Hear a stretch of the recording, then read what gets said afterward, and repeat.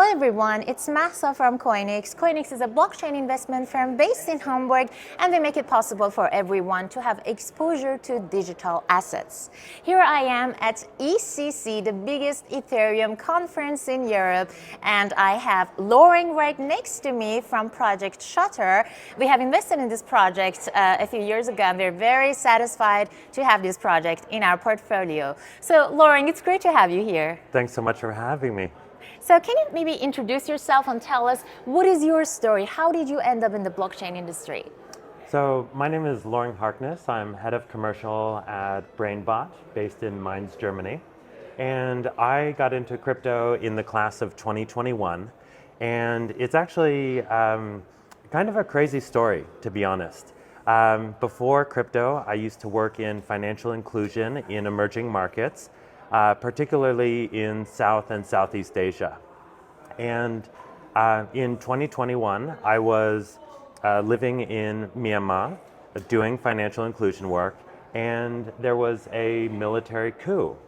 And almost overnight, the economy collapsed. Large portions of the population were resisting the new military government. And everyone in Web 2 moved over to crypto because crypto, as we all know, provides a backstop against authoritarian tyranny.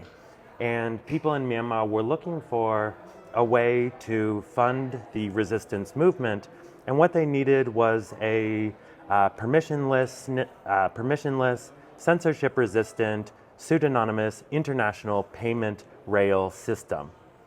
And crypto is actually perfect for that. So I got involved in crypto around the same time, and I started collaborating with a German company, brainbot, on a humanitarian project, basically a type of crypto community currency for internally displaced people in Myanmar, people who had to leave their homes because they were fleeing from violence. And after about 4 months of collaborating on this humanitarian project, the working relationship was so good that we decided to make it a full-time gig and work together. So at that time, it wasn't really safe for me to continue living in Myanmar. And as a result, I was looking for a new home. And so I moved to Germany, and I've been there ever since. And then in my 4 years at brainbot, I've worked on a number of different projects, including Trust Lines, which is a kind of P2P payment system where you use promises to pay rather than actual currency. Beamer, which does roll-up to roll-up bridging, and most recently, Shutter. It's been a wild and wonderful ride, and I'm so glad to be here. Nice. I really love how you started your journey in the blockchain world when you face a real life use case and you see how people can actually use blockchain technology in their daily lives to make it better. That's exactly why we are here. That's exactly why we're trying to push forward to the mass adoption, because we want to see people use it in their everyday life. And that example in Myanmar was exactly what we're looking forward to achieve. Absolutely. Cool. Now, tell me more about Shutter. If you want to explain it to someone who is not tech savvy, you make it a little easy, how would you say that? Okay, so Shutter is an encryption as a service protocol, and we specialize in a type of encryption known as commit and reveal threshold encryption. And I've said a lot of jargon there, and I'm going to tone it down and make it more accessible now. So whenever you have a simultaneous move situation in a game or in a business, you need to make sure that everyone has the same information at the same time. So to break that down, a simultaneous move situation is like playing tic-tac-toe. Right? So if you'll indulge me for a second, we'll play, rock, paper, scissors. Sure. So if you'll indulge me. 1, 2, 3. Okay. Now, and that works because it's simultaneous. We both show our hands at the same time. And I don't have prior knowledge of your move before making my own move. Okay, now let's imagine a new game of rock, paper, scissors where we count to 3 and then you show your hand and then we count 4, 5, 6 and then I get to show my hand. Okay. Does that sound great? No. Why not?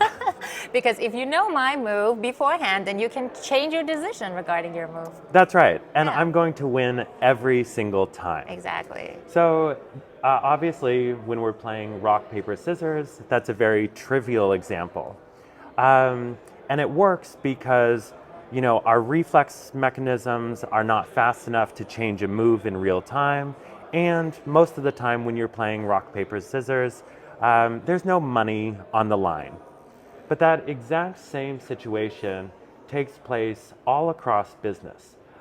So for example, if you're having an auction, if all of the bids are publicly visible, then someone can look at someone else's bid and use that information in order to inform their strategy.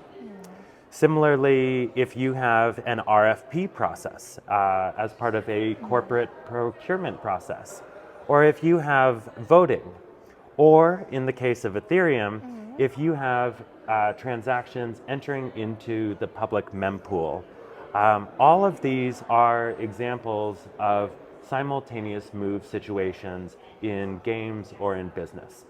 And the way that Shutter makes these platforms or these business interactions more fair and credibly neutral for everyone is with commit and reveal threshold encryption.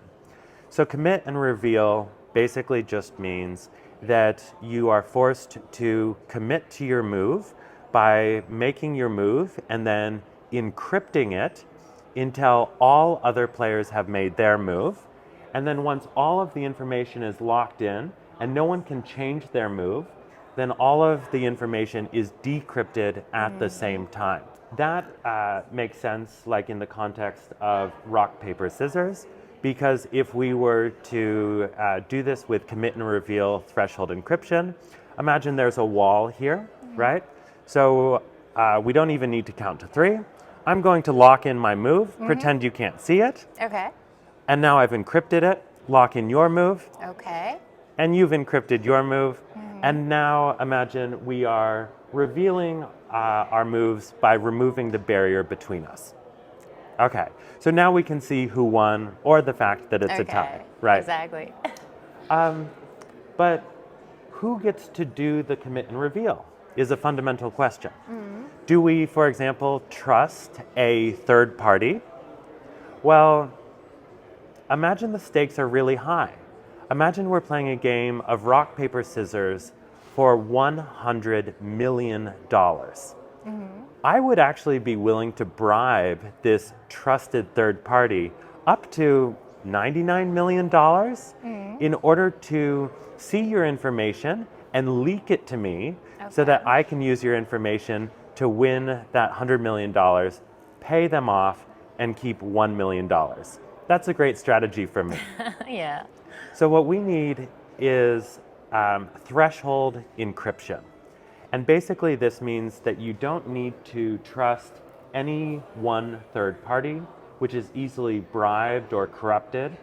Instead, what Shutter does is we have created a distributed network of nodes, also called keepers, that work together. They collaborate to generate encryption and decryption keys.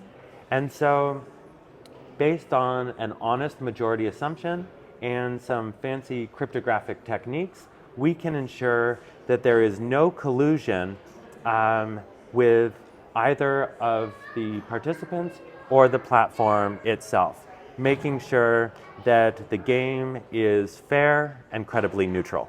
Nice. I think the way you explained it with rock, paper, scissors, even my grandma would understand how it works. Yeah. Now tell me more about some recent updates, partnerships, anything else that you want to share about Shutter Network.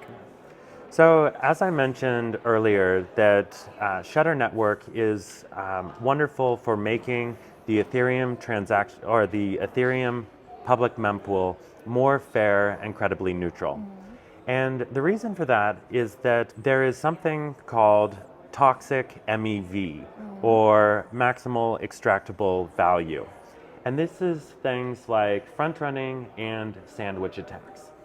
And simply put, what that means is that when a user on Ethereum makes a transaction like a swap, basically trading one token for a different token, they send their transaction into Ethereum's public mempool. And Ethereum's public mempool is a big waiting area, kind of like a glass box.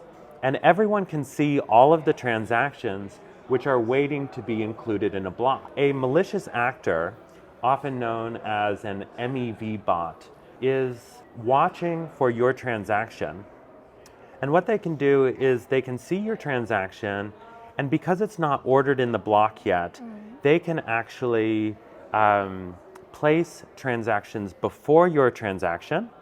That's called front running, or before and after your transaction, and that's called a sandwich attack. The way that Shutter solves this is by allowing users to encrypt their transactions and then send them to the public mempool. And everyone can see that there is a transaction there, but they cannot see the contents of the transaction. And as a result, these malicious MEV bots cannot front run or sandwich. And then after the transaction is ordered in the block and its place in the block is fixed, then it is decrypted and processed as normal. And this solution is called encrypted mempools, which is short for encrypted public mempool. So we have proposed EIP 8105, which is a Ethereum improvement proposal, basically asking the Ethereum core developers and the Ethereum community to implement encrypted mempools on Ethereum mainnet, giving default privacy and fairness protection to all Ethereum users. And this is something that we proposed in December of last year. It has garnered a lot of attention among Ethereum core developers, and it has actually inspired at least 2 other encrypted mempool proposals. It also has won the support of the Ethereum Foundation, and the Ethereum Foundation has placed encrypted mempools on their straw map for an upcoming hard fork. Perfect. Yeah, I think privacy and security is the most important topics at the moment in the Ethereum ecosystem, and just to stop these malicious activities like front running and sandwich attacks is really important. That's why we need Shutter network in our ecosystem. Yeah. Cool. And is there anyone else in the market who is doing exactly what you're doing? Do you have any competitors? Well, as I mentioned earlier, our EIP to implement encrypted mempools inspired a number of other proposals.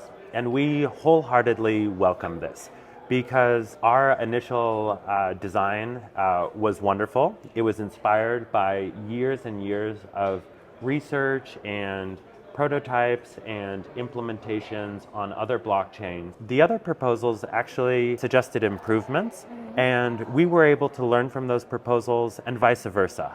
And so it has been a wonderful collaborative process with other teams in the space to really refine this encrypted mempools idea and make it as best as it can be before implementation. One of the other interesting things is that the encrypted mempool proposal does not enshrine Shutter within the Ethereum core protocol.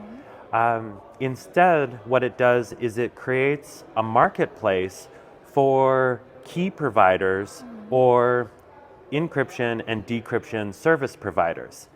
And that is wonderful because it allows for innovation and competition.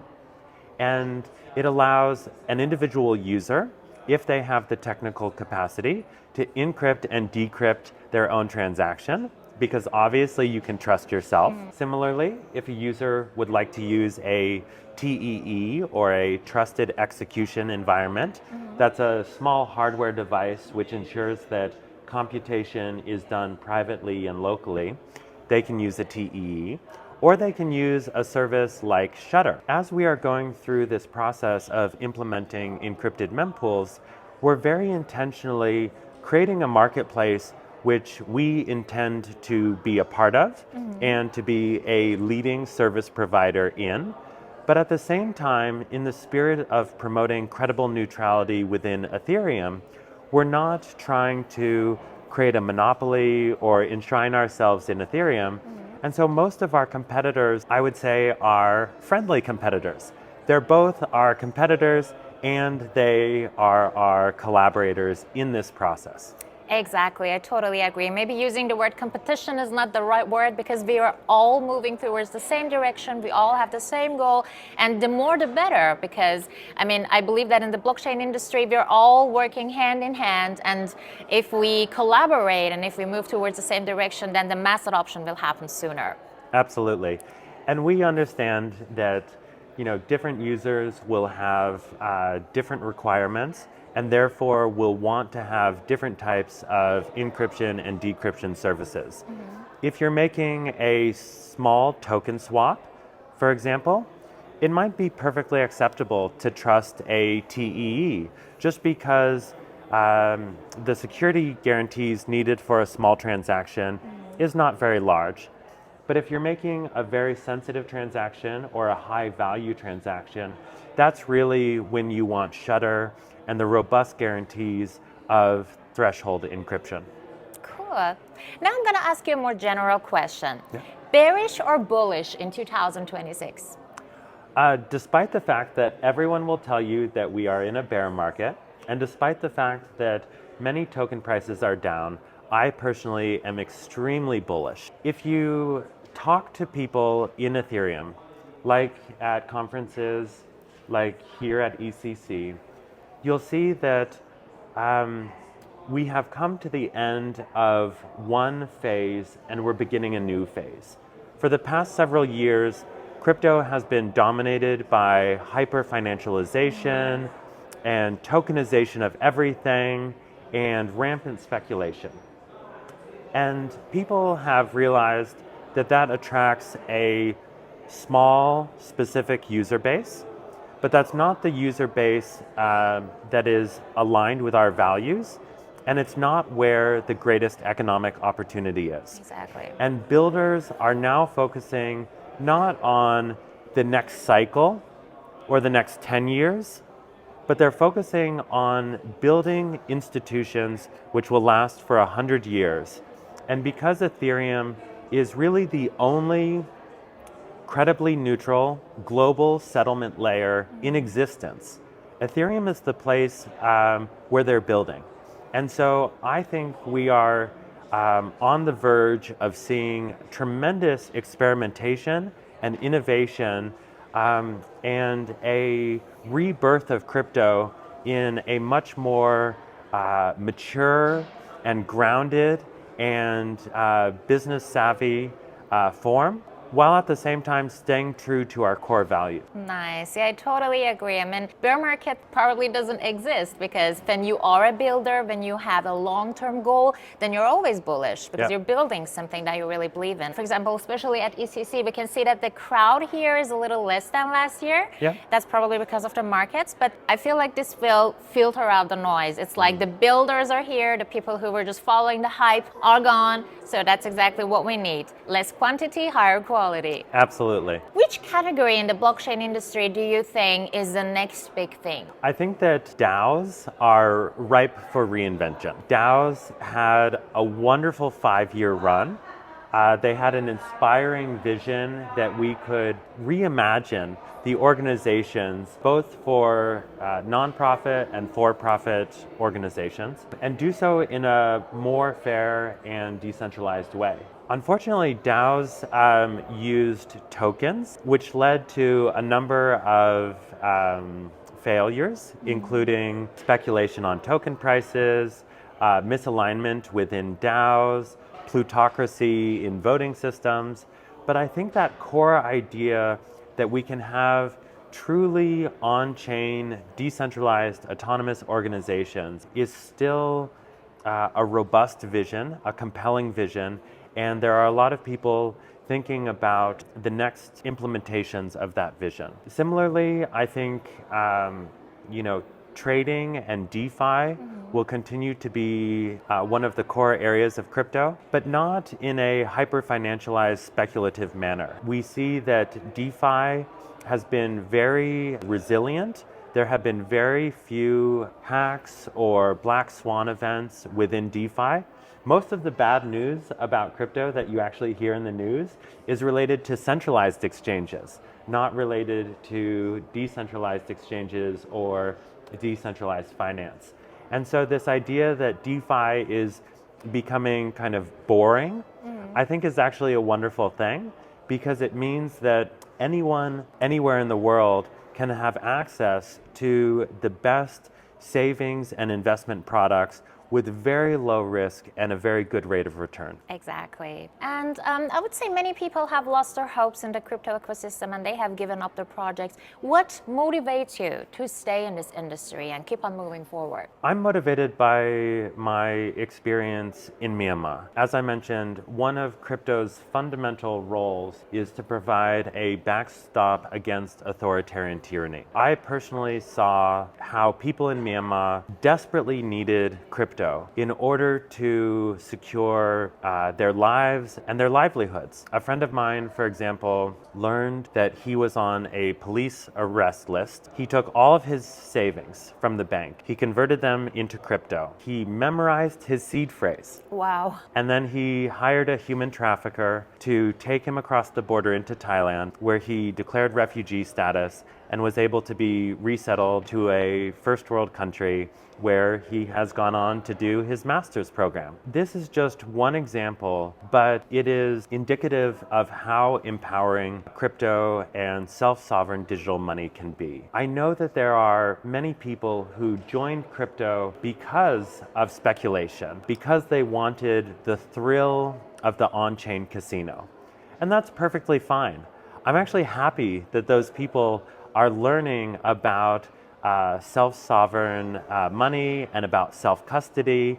And hopefully they're also learning about Ethereum and crypto core values like permissionlessness, censorship resistance, credible neutrality along the way. And I really very deeply hope that their governments are never overthrown and never become authoritarian. But the specter of authoritarianism is increasing globally, even in places where we never expected it. So it is a real possibility. If it ever happens, I hope that the people who came to crypto for speculation will actually have the tools they need to protect themselves. Exactly. Yeah, very exciting example you made. I mean, it must be very hard to memorize the seed phrase, but very practical. Yeah. Yeah, I'm originally from Iran, and Iran has also a very isolated financial system, and the only way that I can send and receive money to Iran is actually through cryptocurrency. So I deeply feel how decentralization can help people to have financial activity. Another perfect example. Which two sectors in the crypto world are going to die out in the next 2 years? I would never forecast anyone's death.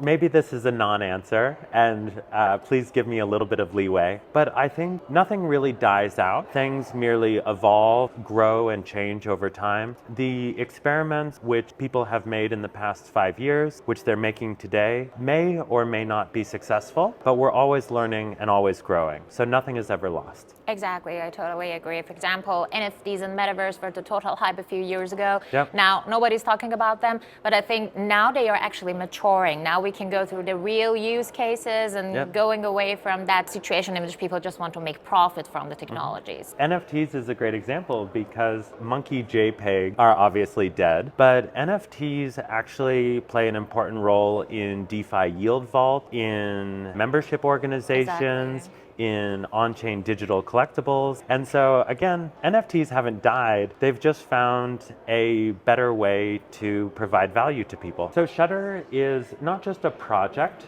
Shudder is an ecosystem of organizations. It includes brainbot, the organization that I work with. It also includes Shudder DAO 0x36, which is a pure on-chain decentralized autonomous organization, which has no legal wrapper or foundation behind it. Shudder DAO 0x36 is responsible for electing the Shudder keepers this decentralized group of nodes which generates encryption and decryption keys, ensuring that that group is credibly neutral so that it can provide the best service possible. If you're interested in getting involved with ShutterDAO 0x36, you can acquire some SHU tokens, delegate the voting power back to yourself or to one of our official delegates. And by doing so, you can be a part of the DAO's governance process, including electing the Shutter keepers. So you can do your part in ensuring that it is fair and credibly neutral and providing the best service possible. Amazing. If you want to contribute to Shutter Network, you can find all the information about it in the description below. We are looking forward to all the future milestones that Shutter is going to achieve. Thank you for this interview and have a great day. Thank you so much. It's been a pleasure.